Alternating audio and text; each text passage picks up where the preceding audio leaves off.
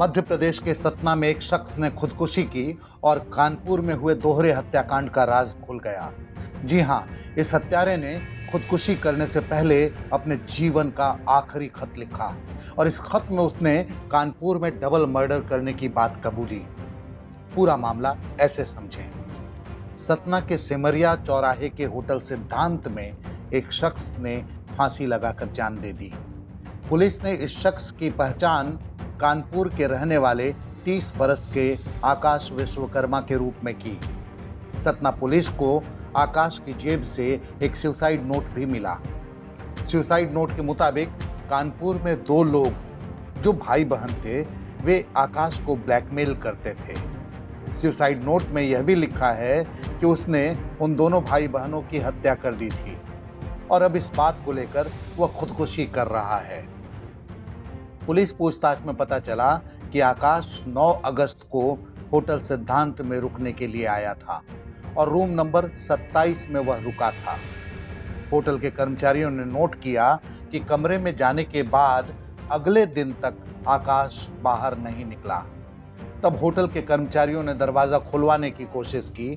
इसके बाद भी जब दरवाजा नहीं खुला तो होटल संचालक को बताया और फिर होटल संचालक ने इसकी सूचना पुलिस को दी। इस सूचना पर पुलिस बल के साथ कोलगवा थाना प्रभारी होटल पहुंचे। वहां पहुंचकर जब दरवाजा तोड़ा गया तो अंदर पंखे से लटकी हुई आकाश की लाश मिली। आकाश की जेब से सुसाइड नोट मिलने के बाद पुलिस ने शव का पंचनामा कर पोस्टमार्टम के लिए जिला अस्पताल की मॉर्च्यूरी में रखवा दिया। इस केस के बारे में सतना के सीएसपी देवेंद्र सिंह चौहान ने विस्तार से बताया। सतना का मामला है जो कोलगवा थाना क्षेत्र के अंतर्गत सिद्धांत होटल है, जिसमें एक व्यक्ति आकर के रुका था जो कल सुबह टहलने के लिए गया था। ये 9 तारीख को आकर के रुका था और कल सुबह टहलने के लिए 6 बजे गया। उसके बाद 8 बजे अपने रूम में गया। उसके बाद से नहीं निकला। तब होटल वालों ने सूचना दिया आज, तो पुलिस ने जाकर के दरवाज़ा तोड़वा करके देखा तो ये फांसी पर वहाँ झूलता मिला है। इसकी पहचान आकाश विश्वकर्मा निवासी कानपुर शहर के रूप में हुई है और इसके पास एक सुसाइड नोट मिला है। सुसाइड नोट में इसने जो है 2 लोगों के द्वारा ब्लैकमेलिंग करना बताते हुए और ये लिखा है कि उन दोनों की मैंने हत्या कर दी है और स्वतः फांसी पर झूल गया है। इसके संबंध में थाना हनुमंत विहार कानपुर शहर के एसएचओ से भी हमारे थाना प्रभारी की बात हुई है। वहाँ पर 2 व्यक्तियों के मर्डर का मुकदमा इसके विरुद्ध कायम है। वहाँ से पुलिस और इसके परिजन दोनों लोग आ रहे हैं। अभी लाश को मर्चुरी में शिफ्ट कर दिया गया है। सर, प्रथम दृष्टया मौके से भी क्या प्रतीत हो रहा है, या हत्या है या आत्महत्या है?